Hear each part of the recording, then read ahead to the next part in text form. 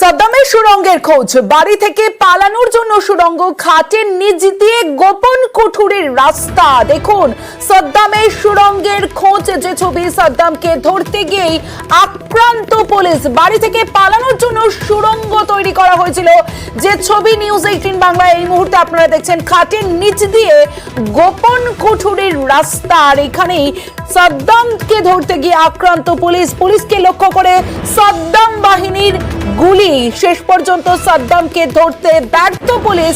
আর সেই সাদ্দামকে ধরতে গিয়ে সাদ্দামের সুড়ঙ্গের খোঁজ, খাটের নিচ দিয়ে গোপন কুঠুরির খোঁজ। সরাসরি চলে যাব, অর্পণ রয়েছে আমার সঙ্গে, অর্পণের সঙ্গে কথা বলবো। অর্পণ, এই যে কুঠুরি, এই যে সুড়ঙ্গের খোঁজ কি করে পুলিশ পেল?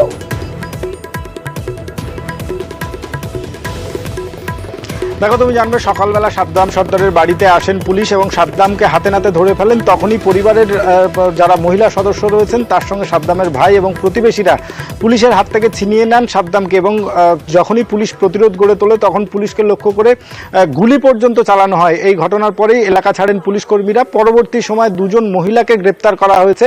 এর পরবর্তী সময় কুলতলি থানার আইসির নেতৃত্বে বিশাল পুলিশ বাহিনী ঘটনাস্থলে আসেন এবং সাদ্দামের বাড়িতে প্রতিটি ঘরে তল্লাশি চালানো হয়।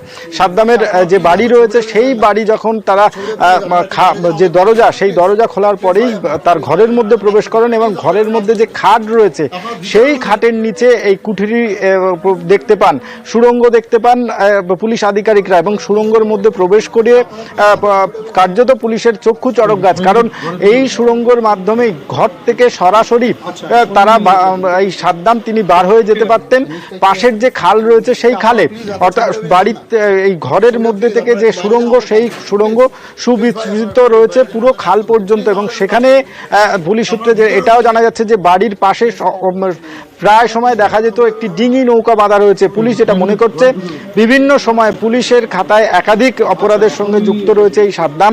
এবং তুমি জানবে যে শুধু কুলতলি নয়, বিভিন্ন এলাকায় এই যে রাজ্য জুড়ে সোনার যে মূর্তি দেওয়ার যে কারবার, সেই কারবারের সঙ্গে যুক্তি ছিল এই সাদ্দাম। এবং সাদ্দাম সঙ্গে থাকো, এই মূর্তি বিক্রির নামেই কোটি কোটি টাকার ব্যবসা ছিল এই সাদ্দামের। আর তার অভিযোগ পেয়ে আজ অভিযান চালায় পুলিশ। সকাল থেকেই অভিযানে নামে পুলিশ, আর ধরা পড়েও হাতছাড়া সাদ্দাম সর্দার। তারপরেই এই যে ছবি আপনারা দেখছেন সাদ্দামের ঘরের ভিতরের ছবি, যেখানে সাদ্দামের ঘরে সুড়ঙ্গের মুখ। আর সেই সুড়ঙ্গের মুখ কোথায় গেছে? এই সুড়ঙ্গের মুখ দিয়ে খাটের নিচ দিয়ে গোপন কুঠুরির রাস্তা, আর ঘর থেকে সুড়ঙ্গের শেষ খালের প্রান্ত। আর খালের প্রান্তে পুলিশি অভিযানেই এই টানেলের হদিশ পাওয়া যায়। আমার সঙ্গে রয়েছে আমার প্রতিনিধি অর্পণ রয়েছে। অর্পণ, ধরা পড়েও পুলিশ কি তখনই বুঝতে পারলো যখন ধরা পড়েও হাতছাড়া হয়ে গেল এই সাদ্দাম? এবং যেমনটা তুমি বলছিলে, শুধুমাত্র এখানে নয়, একাধিক জায়গায় তার এই চক্র ছিল বলা চলে, যে এইভাবেই প্রতারণা করতো।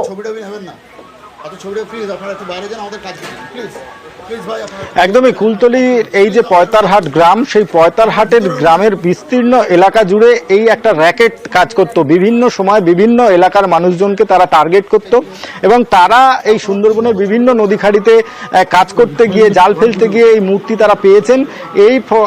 এই গল্প তারা তাদেরকে শোনাতেন, এবং বাইরের থেকে যারা কনভিন্স করে তাদের রাজি করানো যেত তারা আসতেন। এসে তারা এই যে মূর্তি, সেই মূর্তির গায়ে ঘষে কিছুটা সোনা নিয়ে যেতেন, এবং সেই সোনা যখন গিয়ে টেস্ট করা হতো যে অরিজিনাল সোনা, তারপরে দাম দর করে তারা যখন টাকা নিয়ে আসতেন তখনই তাদের কাছ থেকে টাকা এবং তাদের শরীরের পোশাক পর্যন্ত মাঝে মধ্যে খুলে নিয়ে তাদেরকে ছেড়ে দেওয়া হতো। এবং এই র্যাকেটের বিভিন্ন সময় অভিযোগ হয়েছে কুলতলি থানা সহ বারুইপুর পিডিতে, এবং এই তদন্তে নেমে একাধিকবার এই সাদ্দামের নাম উঠে আসে। সাদ্দাম সহ একাধিক ব্যক্তির নাম এখানে উঠে এসেছে। সাদ্দামকে যখন গত সপ্তাহেই একটা অভিযোগ দায়ের হয় নদিয়া থেকে, সেখানে 12 লক্ষ টাকা নেওয়া হয়েছিল। সেই 12 লক্ষ টাকা নিয়ে সোনার মূর্তি দেওয়ার নাম করে তাদেরকে প্রতারণা করা হয়েছে। এই অভিযোগ পাওয়ার পরেই তদন্তে নেমে পুলিশ সাদ্দামের নাম পান এবং আজ সকালে যখন সাদ্দামের বাড়িতে আসেন তখন পুলিশকে কার্যত সেখান থেকে পুলিশ ফিরে আসতে বাধ্য হয়, পুলিশের সঙ্গে ধস্তাধস্তি হয়, পুলিশের কাছ থেকে এই সাদ্দামকে ছিনিয়ে নেন পরিবারের লোকজন এবং পুলিশ যখন বাধা দিতে গিয়েছে পুলিশকে লক্ষ্য করে গুলি পর্যন্ত চালানো হয়েছে। পুলিশ সুপার সেই কথা স্বীকার করেছেন। তারপরেই পুলিশ যখন অভিযানে আসেন এবং সাদ্দামের বাড়িতে যখন সার্চ অপারেশন চালানো হয় তখন এই টানেলের অর্থাৎ এই যে সুড়ঙ্গ সেই সুড়ঙ্গর হদিশ পান। এই জায়গা থেকে যে ছবি আমরা দেখতে পাচ্ছি যে ঘরের খাটের নিচ থেকে যে সুড়ঙ্গ অর্থাৎ যে কোঠারি তার মধ্যে দিয়ে একেবারে সরাসরি খালের সঙ্গে যুক্ত, অর্থাৎ এই খাল থেকেই সাদ্দাম পালিয়ে গেছে। পুলিশ কি মনে করছে? দেখো, পুলিশের যেটা মনে করছেন যে একাধিকবার পুলিশ যখন অভিযানে এসেছে বা সাদ্দামের খোঁজে এসেছে তখন পুলিশ সামনের দরজা দিয়ে যখনই প্রবেশ করেছে সাদ্দাম বাড়ির মধ্যে থাকলেই কিন্তু সে এই সুড়ঙ্গ দিয়ে অনায়াসে বেরিয়ে যেতে পারতো বা একাধিকবার পালিয়ে গিয়েছেন। সকালের যে ঘটনা সেই ঘটনায় কিন্তু সাদ্দামকে পুলিশের হাতে কার্যত ছিনিয়ে নেওয়া হয়েছে। যখনই পুলিশ বাধা দিতে গিয়েছে পুলিশকে লক্ষ্য করে গুলি চালানো হয়েছে এবং তারপরেই সাদ্দাম এলাকা থেকে পালিয়ে যান।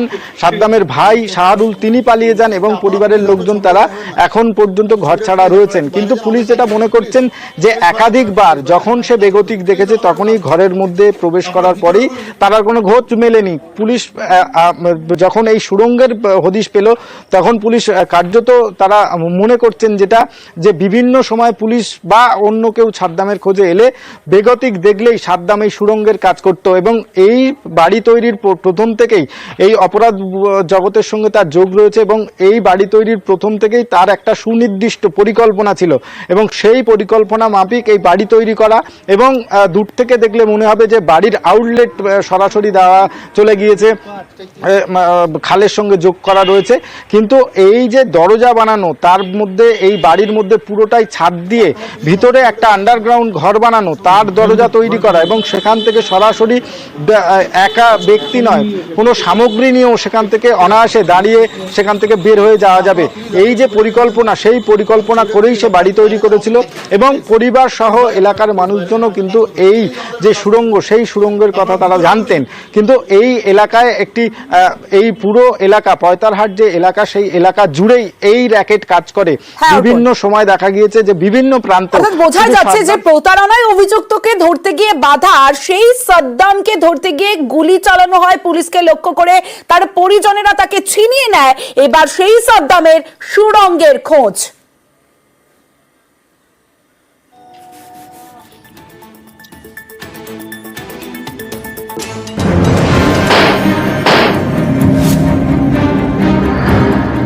অভিযুক্তকে ধরতে গিয়ে আক্রান্ত পুলিশ, কুলতলিতে পুলিশকে লক্ষ্য করে গুলি চালানোর অভিযোগ। অভিযুক্তকে পুলিশের হাত থেকে ছিনিয়ে নিলেন তার পরিজনেরা। বলেই নেই যে এই কারণে ধরছি বা কি এই করেছে, গুলি ওখানে চলেছে। এবার পুলিশদের হাতে কিন্তু বন্দুক, আমি দেখছি প্রত্যেক পুলিশ বন্দুক, বাড়িতেও মেরেছে ওখানে ইয়ে করে বাঁচার চেষ্টা তো সবাই করবে। দক্ষিণ 24 পরগনার কুলতলিতে অভিনব কায়দায় প্রতারণা। অভিযোগ, পুরনো সোনার মূর্তি বিক্রির টোপ দেয় দুষ্কৃতীরা। এই টোপ দিয়ে কুলতলিতে ক্রেতাকে ডাকে, কেউ মূর্তি কিনতে গেলেই তার সর্বস্ব লুট করে নেওয়া হয়। এরপর মারধর করে ক্রেতাকে এলাকা থেকে বের করে দেওয়া হয়। কুলতলি থানায় এ ধরনের একাধিক অভিযোগ জমা পড়ে। চলতি মাসে নদিয়ার এক বাসিন্দা অভিযোগ দায়ের করেন। তদন্তে নেমে সাদ্দাম সর্দার নামে একজনের কথা জানতে পারে পুলিশ। সোমবার সকালে কুলতলির জালবেড়িয়া 2 নম্বর গ্রাম পঞ্চায়েতের পয়তারহাট এলাকায় সাদ্দামের বাড়িতে হানা দেয় পুলিশ। সাদ্দামকে ধরেও ফেলে। অভিযোগ, সাদ্দামকে নিয়ে আসার সময় পুলিশকে বাধা দেন তার পরিজনরা। এখানেই শেষ নয়, অভিযোগ পুলিশকে লক্ষ্য করে গুলিও চালান সাদ্দামের ভাই সাইরুল। এভাবেই পুলিশের হাত থেকে ছিনিয়ে নেওয়া হয় সাদ্দামকে। কোনো আহত হয়েছে পুলিশ? কোনো না না, কোনো আহত হয়নি। ক রাউন্ড গুলি চালিয়েছে ওটাও এখন জানা যাচ্ছে না। এই ঘটনায় সাদ্দামের স্ত্রী সহ 2 মহিলাকে গ্রেপ্তার করেছে পুলিশ। তাদের দাবি, পুলিশের উপর হামলার ঘটনার সঙ্গে জড়িত ছিলেন এই 2 মহিলাও। ঘটনার পর থেকেই বেপাত্তা সাদ্দাম ও সাইরুল। এই ঘটনার সঙ্গে কারা যুক্ত ছিলেন, কারা ওই সময় এসেছিলেন এবং আগ্নেয়াস্ত্র সে কোথা থেকে পেল তা সব থেকে বড় প্রশ্ন। সেই প্রশ্নের খোঁজ চালাচ্ছেন পুলিশ এবং তার সঙ্গে যারা অভিযুক্ত তাদেরও খোঁজ চালাচ্ছে পুলিশ। কুলতলি থেকে রফিকুল ডালির সঙ্গে অর্পণ মণ্ডল, নিউজ 18 বাংলা।